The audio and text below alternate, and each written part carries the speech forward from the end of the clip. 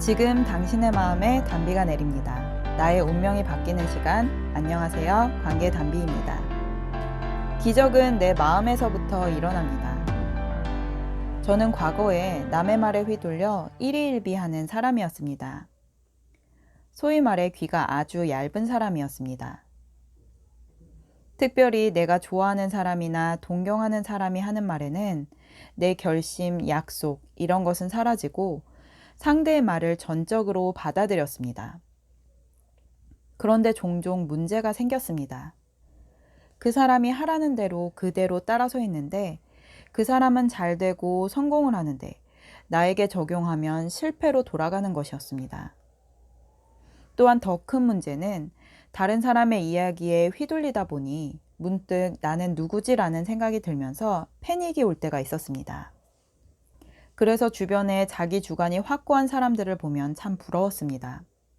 더군다나 저는 영업직을 하고 있었기 때문에 남의 말에 잘 휘둘리는 성격이 늘 약점이 되었습니다.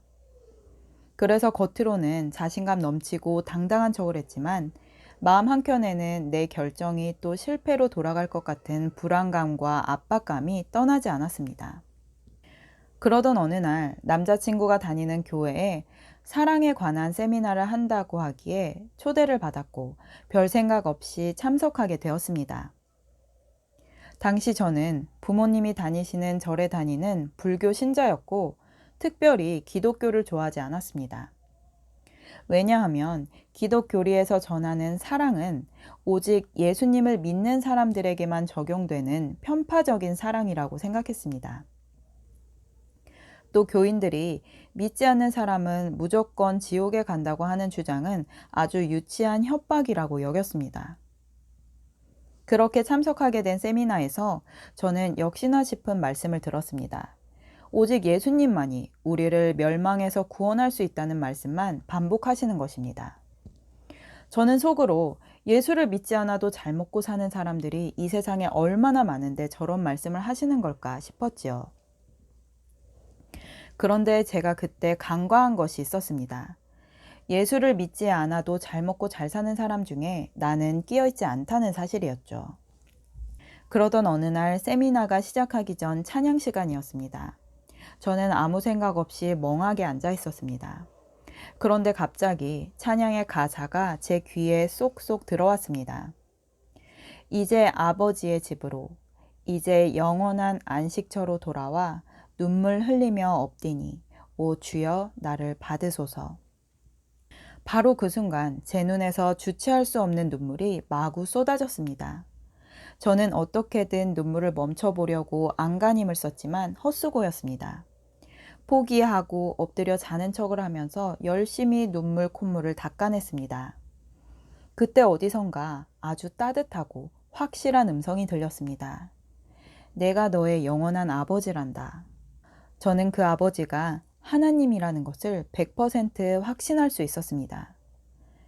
저는 비록 그동안 하나님이 누구인지 전혀 몰랐고 그 누구도 내게 하나님의 존재를 말해주는 사람이 없었지만 그 순간 저는 그분이 하나님이시고 그 하나님은 나의 영원한 아버지시며 이 세상과 우주와 모든 시공간의 창조주라는 것을 알게 되었습니다.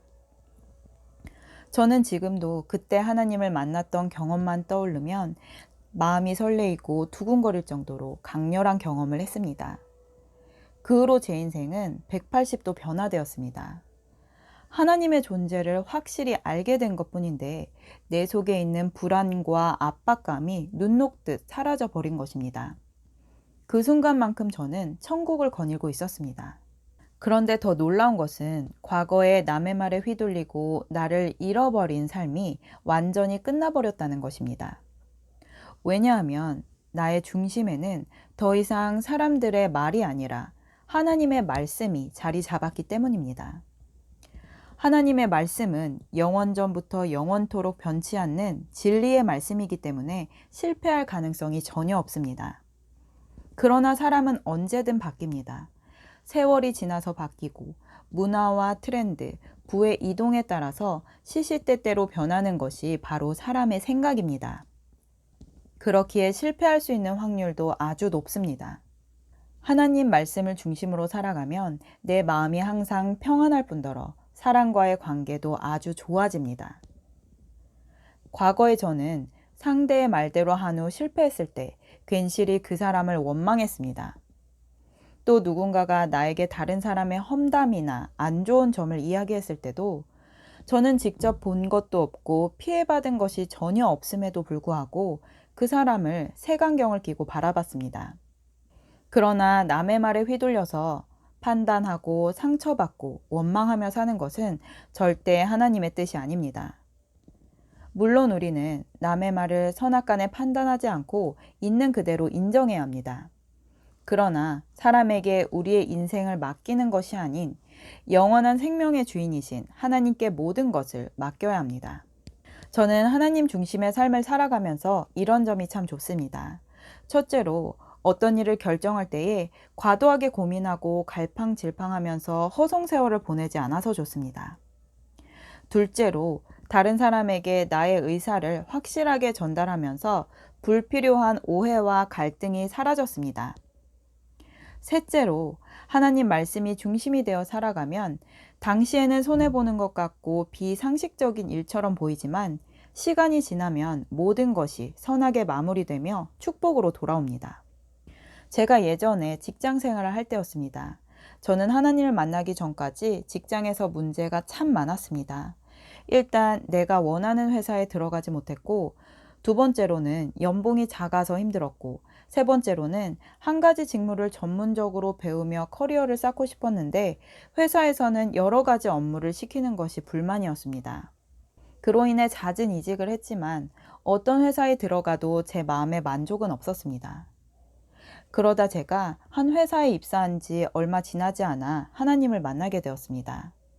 저는 점점 신앙이 깊어졌고 어느 날 회사에 신우회를 만들고 싶은 소망이 생겼습니다. 그런데 당시 회사는 전혀 신우회를 만들 수 있는 분위기가 아니었고 심지어 저는 입사한 지 얼마 되지 않은 말단 사원이었기 때문에 업무와 상관없는 모임을 주도적으로 만든다는 것은 상식 밖의 일이었습니다. 그러나 하나님께서는 계속해서 그 마음을 주셨고 아주 기적적으로 신우회가 결성되어 정기적으로 예배를 드릴 수 있게 되었습니다. 저는 그때 신우회에 속한 직원과 하나님께 한 가지 약속을 드린 것이 있었는데 불신자인 회사 사장님께 전도를 하겠다는 것이었습니다. 사장님이 예수님을 진실로 믿으면 그 회사가 하나님 보시기에 아름답게 변화될 것이기 때문이었습니다. 그런데 어느 날 저에게 아주 달콤한 스카우트 제의가 들어왔습니다. 심지어 그 회사는 예전에 제가 들어가고 싶어 했던 회사였고 연봉과 복지도 좋았으며 제가 그토록 원했던 직무를 전문적으로 배울 수 있는 곳이었습니다. 면접을 보고 난 후 저를 연결해 주신 분께 연락이 왔습니다. 언제부터 함께 일할 수 있는지 확답을 구하는 전화였습니다. 당장이라도 가고 싶었지만 순간 제 마음에 신우회가 떠올랐습니다. 신우회가 결성되고 주님께 감사드리며 앞으로 부족하지만 열심히 인도해 보겠다고 다짐했던 기억. 사장님을 전도하겠다는 약속이 생각나는 것입니다. 그래서 저는 담당자에게 조금만 생각해 보고 말씀드리겠다고 하고 전화를 끊었습니다. 그때부터 폭풍 같은 갈등이 시작되었습니다. 개인적으로는 당장 이직하고 싶은 마음이 가득 차올랐습니다. 그동안 사회초년생 때 막내라고 온갖 굳은 일을 다하며 고생했던 기억들, 비정규직으로 서러움을 당했던 기억들이 떠오르면서 지금 이 기회가 하나님께서 주신 축복이기를 간절히 바랬습니다. 그러나 자꾸 마음 한켠에서 신우회가 지워지질 않았습니다.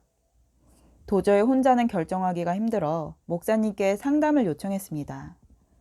목사님은 모든 이야기를 다 듣고 나시더니 하나님의 사람은 무엇보다도 마음을 지켜야 한다고 말씀하셨습니다. 그 모임은 비록 작지만 그곳에 속한 영혼과 그 영혼들의 가정에 있는 영혼들까지도 생각하라고 하셨습니다. 그 말씀은 너무나도 옳은 말씀이었습니다. 물론 제 개인적으로는 너무나 아쉬웠고 저의 스카우트 소식을 아는 주변 사람들은 어떻게 그런 기회를 버릴 수 있냐며 혀를 찼습니다. 그러나 저는 하나님 말씀을 중심으로 살기로 했기 때문에 그 즉시 이직에 대한 마음을 정리했습니다.